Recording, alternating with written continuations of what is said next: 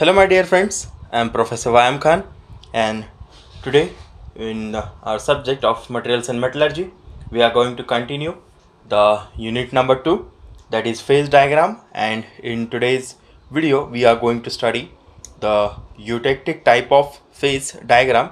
It is also known as eutectic system. All of you know that the meaning of eutectic alloy or eutectic system is when two metals when two metals are completely soluble in a liquid state and they are completely insoluble in solid state. Such a kind of alloy is called as eutectic.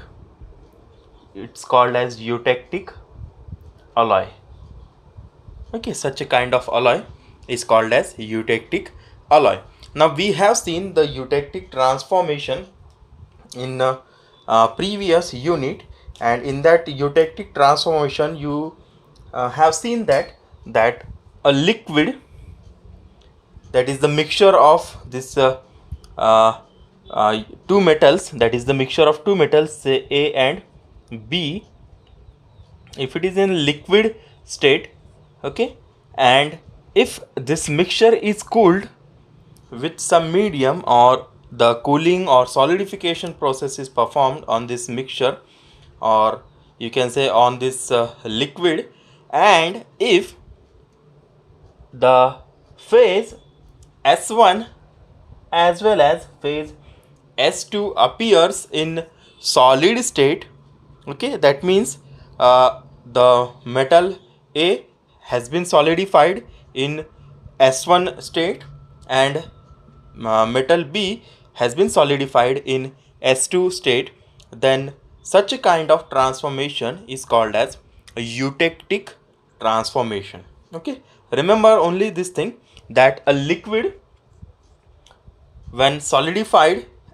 okay, and if it shows or there appears two solid phases, then such a kind of transformation, such a kind of reaction, such a kind of system is called as eutectic system. Okay, now this transformation, this specific transformation happens for a specific composition. That means to happen this eutectic transformation, to complete this eutectic transformation, the metals which are mixed together, they should have a specific amount they should be mixed with a specific amount, and at that time only eutectic transformation can happen. Okay, so if you see this diagram shows a eutectic type of system where we are mixing two metals, say A and B. So this is your A metal and this is your B metal. Now A here at this point is 100%, that means that is the pure metal A, and B at this point is 100%, that means B is pure metal at that specific point. So as you go on this side, the percentage of B is increasing. That means we are adding B alloying element, that is your alloying element, into the parent metal. Say this is a parent metal, this is your alloying element or alloying metal. So we are adding alloying metal to the parent element. Okay, so parent metal, that means the percentage of B is going on increasing on this side. Now if you see this specific point is also denoted as E, because this is your eutectic transformation point.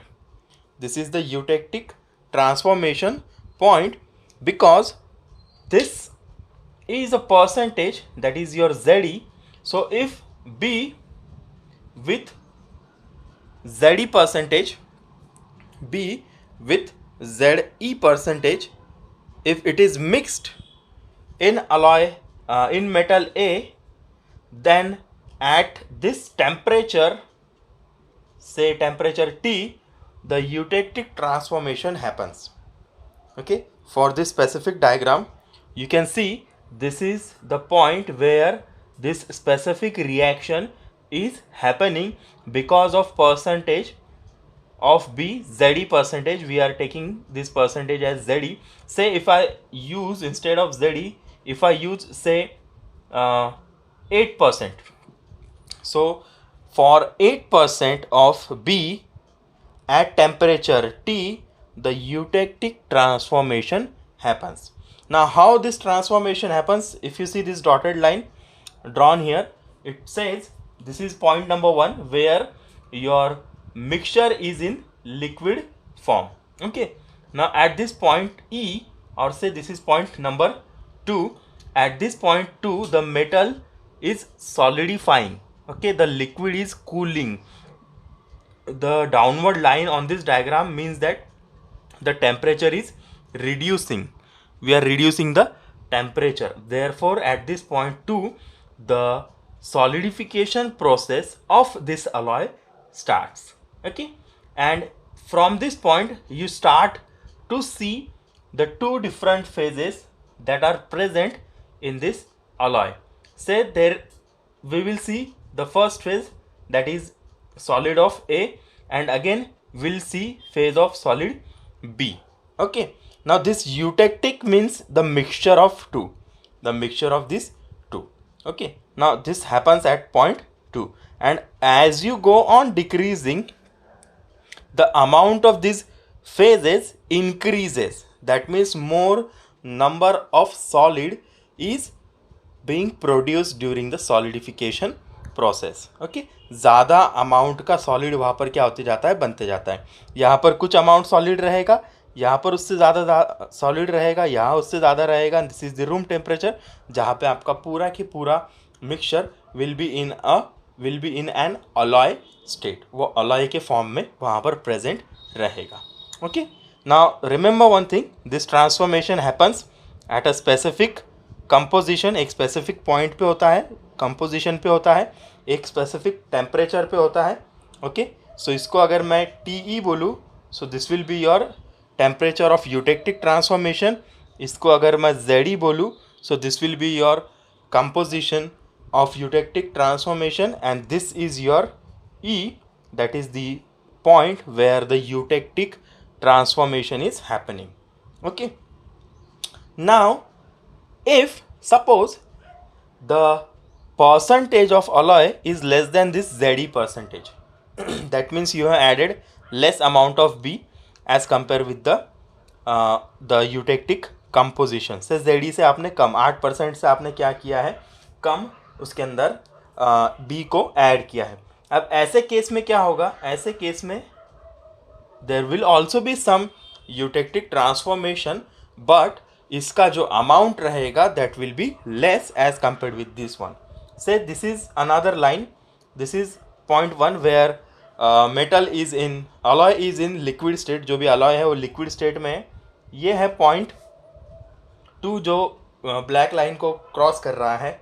Okay, ये है point 3 and this is your point number 4 where the composition say is 4%. यहाँ पर समझ लो कि 4% क्या है, हमारा composition है. 4% B हमने उसके अंदर मिक्स किया है. अब ऐसे प्रोसेस में 1 से 2 में मेटल क्या रहेगा, लिक्विड स्टेट में रहेगा. 2 से 3 जो फॉर्म है, 2 से 3 जो स्टेज है, इसमें हमारा A जो है, metal A, because this is predominant here, A का अमाउंट ज़्यादा है, इसलिए यहाँ पर A का जो फेज है वो जल्दी अपीयर होना शुरू होगा. That's why you will see the solid state 1, S1 जो है वो आप क्या करोगे, यहाँ पर देखना शुरुआत करोगे. That will be your A which will be seen at beginning. जो बिगिनिंग रहेगा ट्रांसफॉर्मेशन, उसमें आपको A जल्दी नज़र आएगा.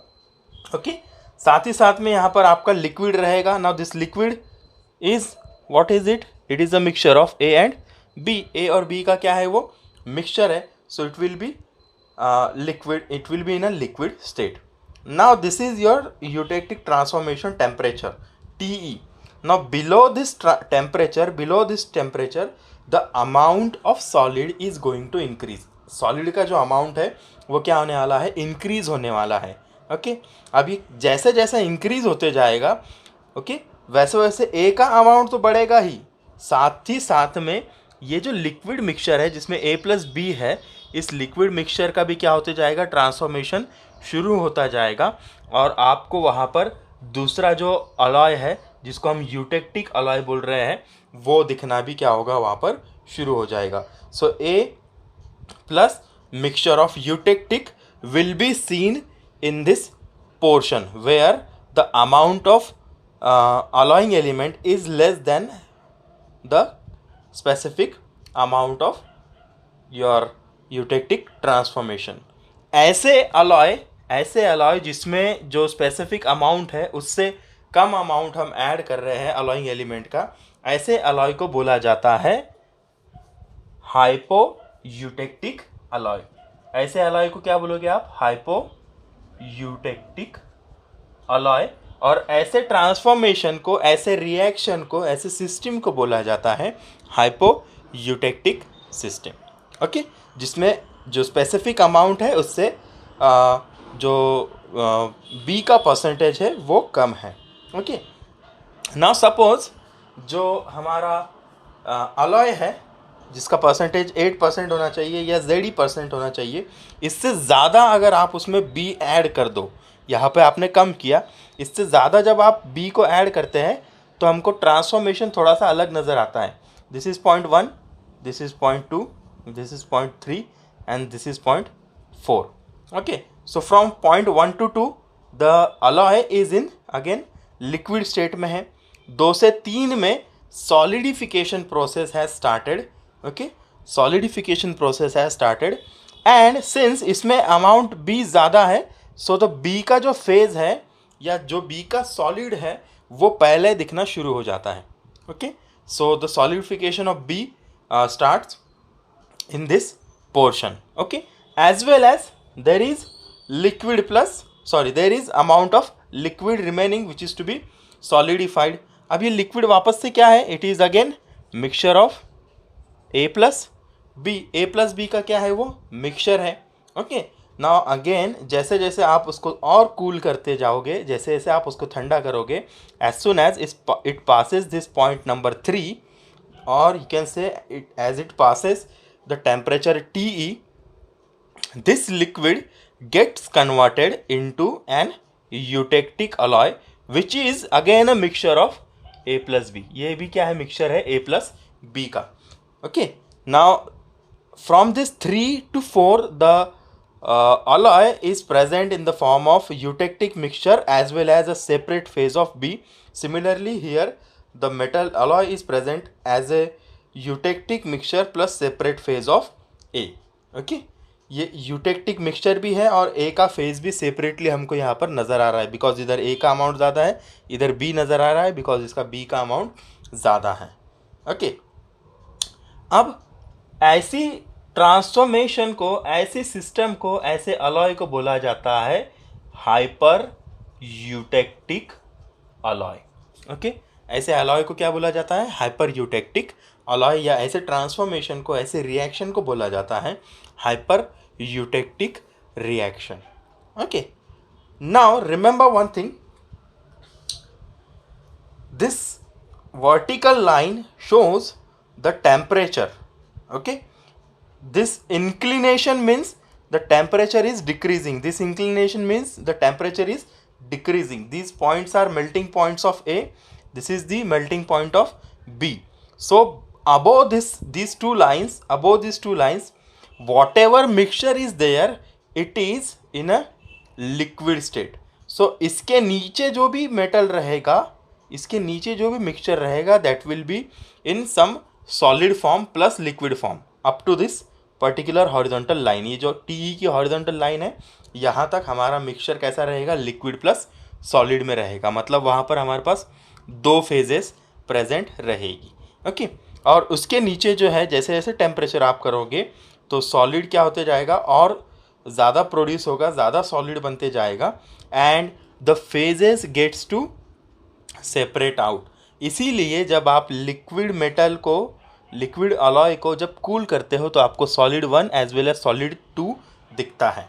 ओके, नाउ ये जो स्पेसिफिक कंपोजिशन वाली लाइन है, इस स्पेसिफिक कंपोजिशन लाइन से अगर हम कूलिंग करते गए, इसी परसेंटेज पे अगर हमने कूलिंग किया, स्पेसिफिक टेम्परेचर से कूलिंग किया, तो हमको जो अलॉय देखने मिलेगा it will B pure eutectic alloy.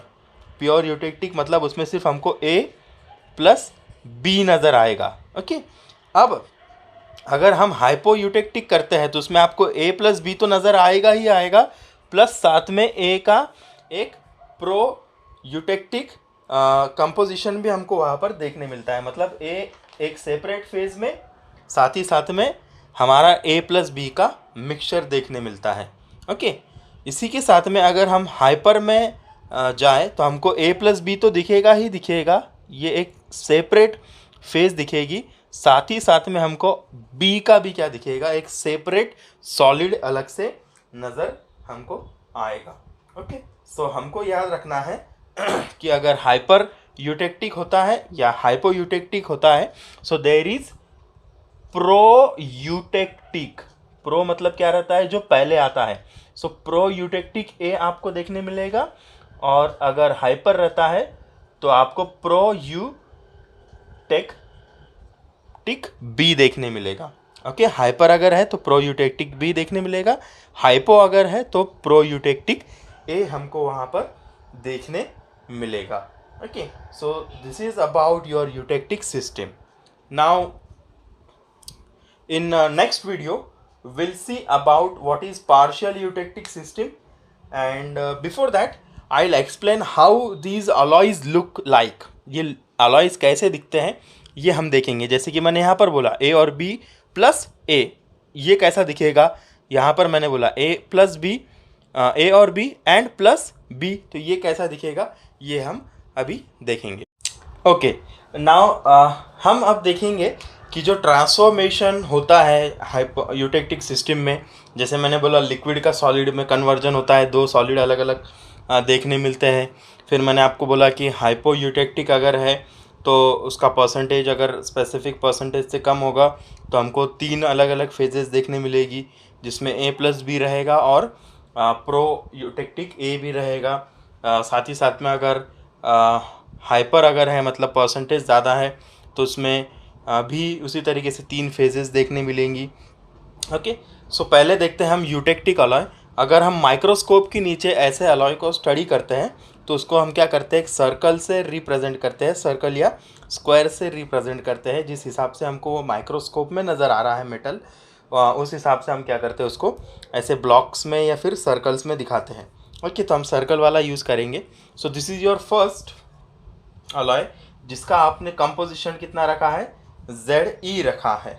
ZE मतलब जो मैंने 8% लिखा था ना वो। सो यहाँ पर जो मेटल है 1 to 2 में लिक्विड स्टेट में था, तो वो लिक्विड स्टेट यहाँ पर नज़र आ रही है।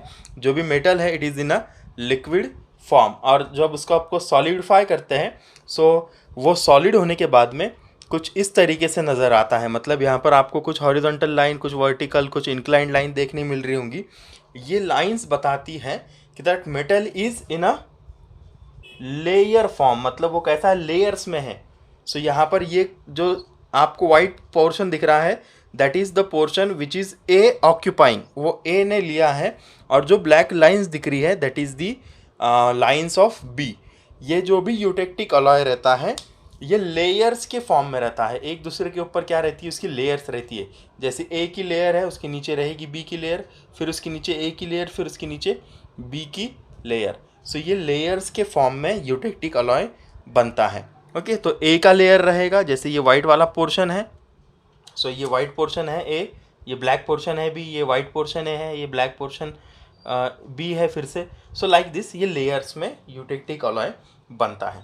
ओके, अगर ZE मतलब जो यूटेक्टिक कंपोजिशन है उसको लेके अगर बनाए तो ये ऐसा अलॉय हमको नज़र आएगा। बट अगर इन केस दूसरा टाइप है, मतलब जिसके अंदर लेस देन ZE परसेंटेज है, तो उसमें हमारा पहला जो फॉर्म है वो liquid form as it is है। बट जैसे ही आप कूलिंग स्टार्ट करते हैं एक स्पेसिफिक पॉइंट से, because of less percentage of E and greater percentage, because of less percentage of B and higher percentage of A, यहाँ पर हमारा A का जो डेंड्राइट्स है जिसको हम बोलते हैं प्रो यूटेक्टिक A दिखना शुरू होता है। जैसे यहाँ पर मैंने निकाला है, these are pointy tree like structure रहता है, ट्री के जैसा स्ट्रक्चर रहता है जिसको हम डेंड्राइट्स बोलते हैं। तो ये प्रोयूटेक्टिक ए हमारे लिक्विड के अंदर ही क्या होता है, दिखना शुरू हो जाता है, इसको बोलते हैं proeutectic A. Here a phase is liquid, यहाँ पर एक लिक्विड फेज है, साथ ही साथ में ए का जो सॉलिड फेज बना है वो यहाँ पर हमको नज़र आ रहा है। Okay, since the percentage of A in this specific hypoeutectic alloy is greater, so ये जो डेंड्राइट्स है they continue in the transformation, वो ट्रांसफॉर्मेशन में क्या होते हैं, कंटिन्यू होते हैं। मतलब एक बार ये सॉलिड बन गया यहाँ पर प्रोयूटेक्टिक ए, सो ये जब हमारा पूरा मेटल सॉलिडिफाई होगा तब भी हमको क्या होता है, वो नज़र आता है। So this is the phase where the metal is the alloy is completely solidified. ये वो फेज़ है जहाँ पर अलॉय क्या हो गया है, कम्प्लीटली सॉलिडिफाई हो चुका है, जिसको और ठंडा करने पर रूम टेम्परेचर पे ये कुछ इस तरीके से नज़र आएगा। ओके, सो यहाँ पर लेयर्स बनती है, हमको पता है ए और बी की, because this is eutectic alloy. So यहाँ पर भी लेयर हमको नज़र आ रही है, जैसे ये ब्लैक लाइन है, ये वाइट लाइन है, ये वाइट लाइन, ये ब्लैक लाइन। सो लेयर्स तो है ही, पर साथ ही साथ में वहाँ पर प्रोयूटेक्टिक ए भी नज़र आ रहा है, जिसको मैंने ग्रीन कलर से डेंड्राइट्स के फॉर्म में बताया है। So this is your hypoeutectic alloy, ये है हमारा हाइपोयूटेक्टिक अलॉय। और तीसरा जो है that is your greater than Z E की परसेंटेज से अगर ज़्यादा परसेंटेज रहा तो वो कुछ इस तरीके से नज़र आएगा, जैसा पहला है वैसा ही रहेगा, बट यहाँ पर जो डेंड्राइट्स रहेंगे that will be not of A के नहीं रहेंगे, यहाँ पर बी का परसेंटेज ज़्यादा है, इसलिए यहाँ पर जो डेंड्राइट्स रहेंगे वो बी मेटल के दिखेंगे। सो यहाँ पर लिक्विड है, लिक्विड को आप सब सॉलिडिफाई करोगे तो लिक्विड फेज से ये प्रोयूटेक्टिक की फेज़ क्या हो जाती है, सेपरेट होती है, इसलिए हमको ये सेपरेट नज़र आती है। इसको और आप जब सॉलिडिफाई करते हो तो लेयर लाइक यूटेक्टिक का स्ट्रक्चर, मतलब ए प्लस बी का स्ट्रक्चर तो दिखता ही है, साथ ही साथ में प्रोयूटेक्टिक बी भी हमको यहाँ पर नज़र आता है। So this is how your eutectic transformation happens. ऐसा अगर स्ट्रक्चर है so this will be your hypoeutectic alloy, ऐसा अगर स्ट्रक्चर है this will be your hypereutectic alloy. Okay, and ऐसा स्ट्रक्चर है so this will be your eutectic alloy. So this was all about eutectic system. Till then next lecture में हम हमारा next part लेंगे। Till then please stay safe, stay at home and keep learning. Thank you.